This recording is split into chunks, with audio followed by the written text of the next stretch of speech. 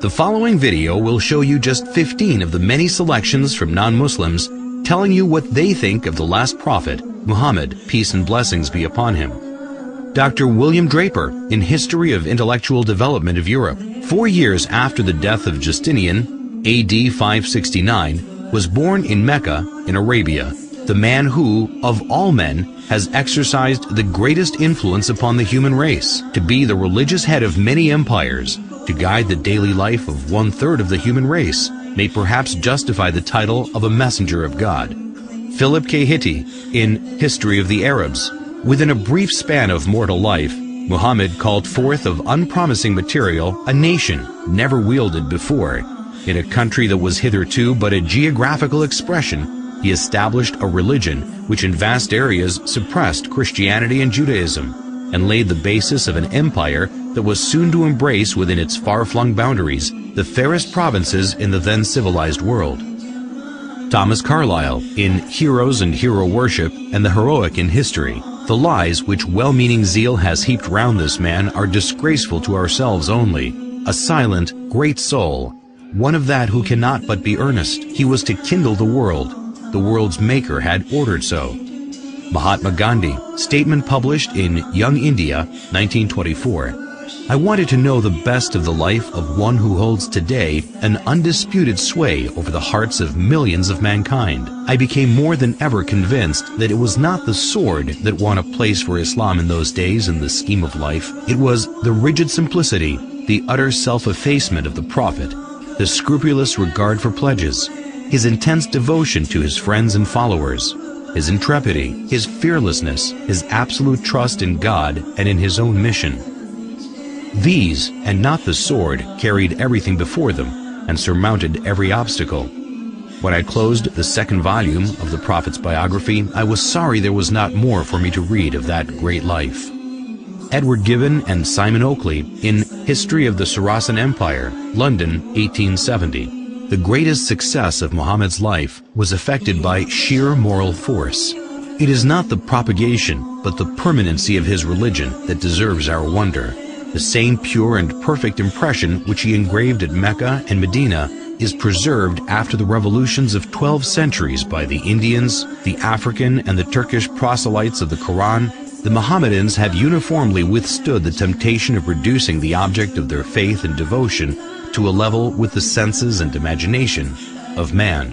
I believe in one God, and Muhammad, the apostle of God, is the simple and invariable profession of Islam. The intellectual image of the deity has never been degraded by any visible idol. The honors of the prophet have never transgressed the measure of human virtue, and his living precepts have restrained the gratitude of his disciples within the bounds of reason and religion. Reverend Bosworth Smith, in Muhammad and Mohammedanism, London, 1874. Head of the state as well as the church, he was Caesar and Pope in one. But he was Pope without the Pope's pretensions, and Caesar without the legions of Caesar, without a standing army, without a bodyguard, without a police force, without a fixed revenue. If ever a man ruled by a right divine, it was Muhammad, for he had all the powers without their supports.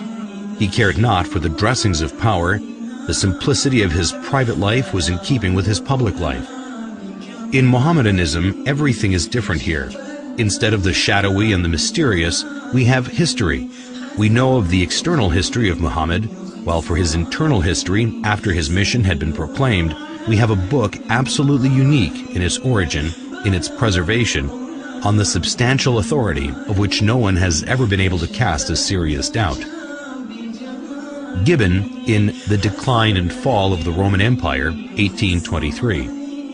The good sense of Muhammad despised the pomp of royalty. The apostle of God submitted to the menial offices of the family. He kindled the fire, swept the floor, milked the ewes, and mended with his own hands his shoes and garments.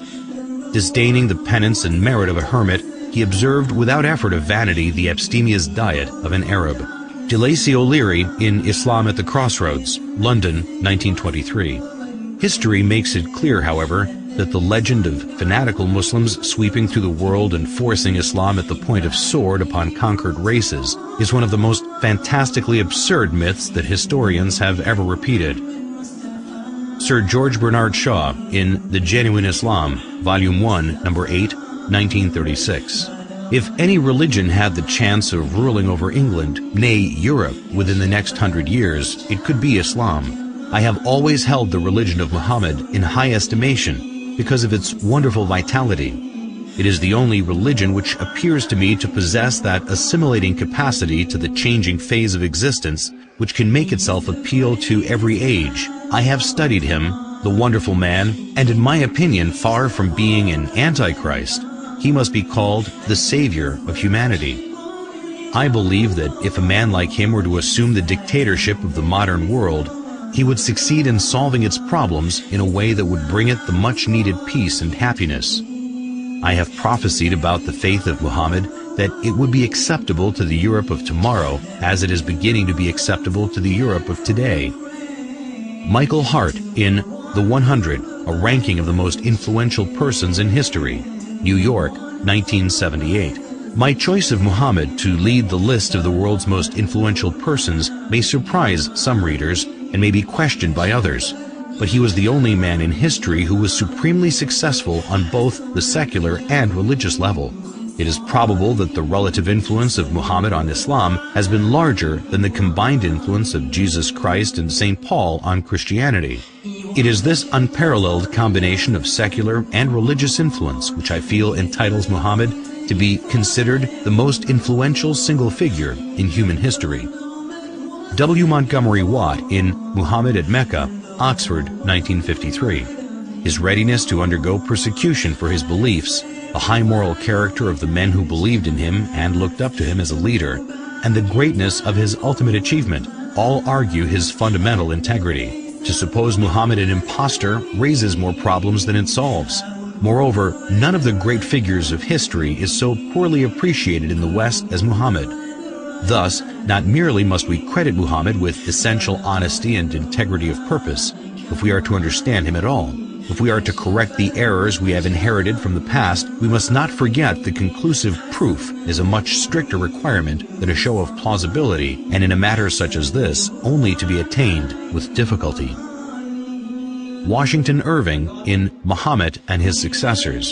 He was sober and abstemious in his diet, and a rigorous observer of fasts. He indulged in no magnificence of apparel, the ostentation of a petty mind, neither was his simplicity in dress affected, but a result of real disregard for distinction from so trivial a source.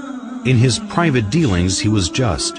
He treated friends and strangers, the rich and poor, the powerful and weak, with equity, and was beloved by the common people for the affability with which he received them and listened to their complaints. His military triumphs awakened no pride nor vainglory, as they would have done had they been effected for selfish purposes. In the time of his greatest power, he maintained the same simplicity of manners and appearance as in the days of his adversity. So far from affecting a regal state, he was displeased if, on entering a room, any unusual testimonials of respect were shown to him. If he aimed at a universal dominion, it was the dominion of faith. As to the temporal rule which grew up in his hands, as he used it without ostentation, so he took no step to perpetuate it in his family. James Michener in Islam, the Misunderstood Religion, Reader's Digest, May 1955, pages 68 to 70.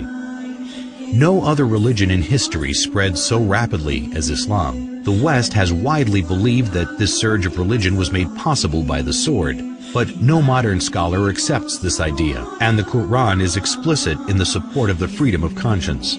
Like almost every major prophet before him, Muhammad fought shy of serving as the transmitter of God's word, sensing his own inadequacy. But the angel commanded, "Read." So far as we know, Muhammad was unable to read or write, but he began to dictate those inspired words which would soon revolutionize a large segment of the earth. There is one God. In all things, Muhammad was profoundly practical. When his beloved son Ibrahim died, an eclipse occurred, and rumors of God's personal condolence quickly arose. Whereupon Muhammad is said to have announced, "An eclipse is a phenomenon of nature. It is foolish to attribute such things to the death or birth of a human being." At Muhammad's own death, an attempt was made to deify him, But the man who was to become his administrative successor killed the hysteria with one of the noblest speeches in religious history. If there are any among you who worshipped Muhammad, he is dead. But if it is God you worshipped, he lives forever. Lawrence E. Browne in The Prospects of Islam, 1944. Incidentally, these well-established facts dispose of the idea, so widely fostered in Christian writings, that the Muslims, wherever they went, forced people to accept Islam at the point of the sword. Alphonse de LaMartaine in Histoire de la Turquie, Paris, 1854. Never has a man set for himself, voluntarily or involuntarily, a more sublime aim, since this aim was superhuman, to subvert superstitions which had been imposed between man and his Creator, to render God unto man, and man unto God, to restore the rational and sacred idea of divinity amidst the chaos of the material and disfigured gods of idolatry then existing. Never has a man undertaken a work so far beyond human power with so feeble means, for he, Muhammad, had in the conception, as well as in the execution of such a great design, no other instrument than himself, and no other aid except a handful of men living in a corner of the desert. Finally, never has a man accomplished such a huge and lasting revolution in the world, because in less than 2 centuries after its appearance, Islam, in faith and in arms, reigned over the whole of Arabia and conquered in God's name Persia, Khorasan, Transoxania, Western India, Syria, Egypt, Abyssinia, all the known continent of northern Africa, numerous islands of the Mediterranean Sea, Spain, and part of Gaul.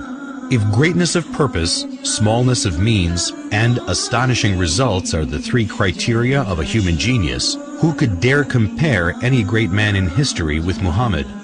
The most famous men created arms, laws, and empires only. They founded, if anything at all, no more than material powers which often crumbled away before their eyes. This man moved not only armies, legislations, empires, peoples, dynasties, but millions of men in 1/3 of the then inhabited world. And more than that, he moved the altars, the gods, the religions, the ideas, the beliefs, and the souls. On the basis of a book, every letter which has become law, he created a spiritual nationality which blends together peoples of every tongue and race.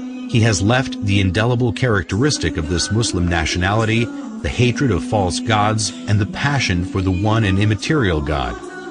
This avenging patriotism against the profanation of heaven formed the virtue of the followers of Muhammad. The conquest of 1/3 the earth to the dogma was his miracle, or rather it was not the miracle of man, but that of reason. The idea of the unity of God, proclaimed amidst the exhaustion of the fabulous Theogonies, was in itself such a miracle that upon its utterance from his lips, it destroyed all the ancient temples of idols and set on fire 1/3 of the world. His life, his meditations, his heroic revelings against the superstitions of his country, and his boldness in defying the furies of idolatry, his firmness in enduring them for 15 years in Mecca, his acceptance of the role of public scorn and almost of being a victim of his fellow countrymen, this dogma was twofold: the unity of God and the immateriality of God, the former telling what God is, the latter telling what God is not, the one overthrowing false gods with the sword, the other starting an idea with words. Philosopher, orator, apostle, legislator, conqueror of ideas, restorer of rational beliefs, the founder of 20 terrestrial empires and of 1 spiritual empire. That is Muhammad. As regards all standards by which human greatness may be measured, we may well ask, is there any man greater than he? There is no